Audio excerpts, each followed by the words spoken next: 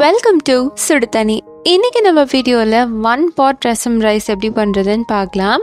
இது லஞ்ச் பாக்ஸ்க்கு வைக்கிறதுக்கு ஒரு சூப்பரான ரெசிபியாக இருக்கும். நல்லா கமன்ட்டு ஒரே பாட்டில் பண்ணுறது எவ்வளோ ஈஸி. நம்மளோட ஹரியான மார்னிங் டைமில் பண்ணுறதுக்கு இது ரொம்பவே ஹெல்ப்ஃபுல்லாக இருக்கும். இதோட இன்க்ரீடியன்ஸை நான் டிஸ்கிரிப்ஷன் பாக்ஸில் கொடுக்குறேன். இப்போ வாங்க சேர்ந்து சமைக்கலாம். ஃபர்ஸ்ட் இதுக்கு நம்ம அரிசி பருப்பை ஊற வச்சுக்கலாம். அதுக்கு 1/2 கப் அரிசி, 1/4 கப் துவரம் பருப்பு சேர்த்துட்டு நல்லா வாஷ் பண்ணி எடுத்துக்கோங்க.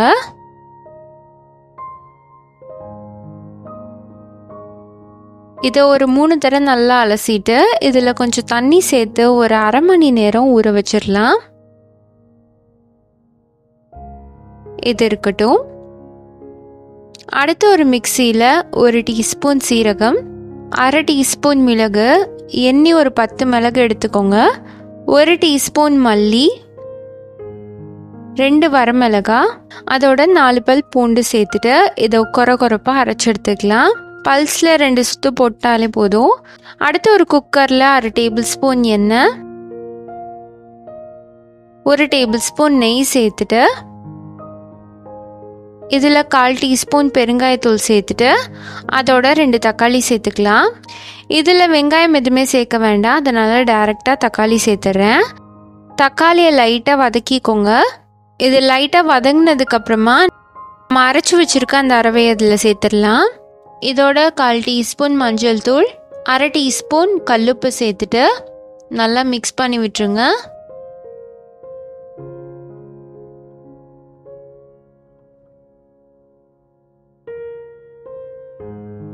இது நல்லா கலந்து வந்ததுக்கப்புறமா இதில் நம்ம ஊற வச்சுருக்க அரிசி பருப்பை சேர்த்துடலாம். சேர்த்துட்டு அதோட கொஞ்சோண்டு புளியை எடுத்து கரைச்சி வச்சுருக்கேன், அந்த கரைசலையும் சேர்த்துடலாம். தக்காளி 2 சேர்த்துருக்கனால புளி ரொம்ப கம்மியாக இருந்தால் போதும். இப்போ அரிசி பருப்பு சேர்த்து 3/4 கப் சேர்த்துருக்கேன். ஸோ அதுக்கு ஒரு 2.5 2.25 கப் எடுத்துக்கலாம்.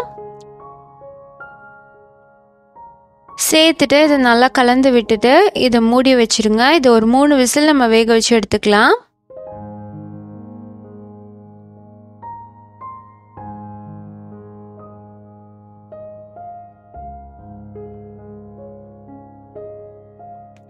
மூணு விசிலுக்கு அப்புறமா பாருங்க, இது சூப்பராக நல்லா குழைவாக வந்துருச்சு. இது இருக்கட்டும். அடுத்து ஒரு பேனில் 1 டேபிள் ஸ்பூன் நெய் சேர்த்துட்டு இது சூடானதுக்கு அப்புறமா 1 டீஸ்பூன் கடுகு, 1 டீஸ்பூன் உளுத்தம் பருப்பு, நல்லா பொரிஞ்சதுக்கு அப்புறமா 2 வரமிளகா,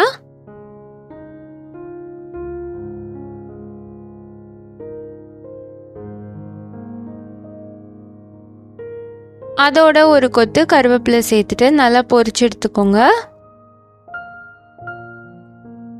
இப்போ ரெடியாக இருக்க சாதத்தில் கொஞ்சமாக மல்லித்தலை சேர்த்துட்டு நம்ம தாளிச்சதையும் உள்ளே சேர்த்துடலாம். சேர்த்துட்டு நல்லா மிக்ஸ் பண்ணிக்கோங்க. அவ்வளோதான், நல்லா கமன்ட்டு ரசம் சாதம் இப்போ சூப்பராக ரெடி ஆகிடுச்சு. குழந்தைங்களுக்குலாம் இந்த சாதம் ரொம்ப ரொம்ப பிடிக்கும், அவ்வளோ டேஸ்ட்டாக இருக்கும். குழைவாக இருக்கனால சாப்பிட்றதுக்கும் ரொம்ப ஈஸியாக இருக்கும்.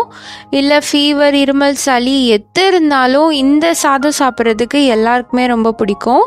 ஸோ இந்த கிளைமேட்டுக்கு ஏற்ற மாதிரி இந்த ரெசிபியை நான் போஸ்ட் பண்ணியிருக்கேன். நீங்களும் இந்த 1 pot ரசம் ரைஸை ட்ரை பண்ணி பார்த்துட்டு எப்படி இருந்துச்சுன்னு சொல்லி கமெண்ட்டில் சொல்லுங்கள்.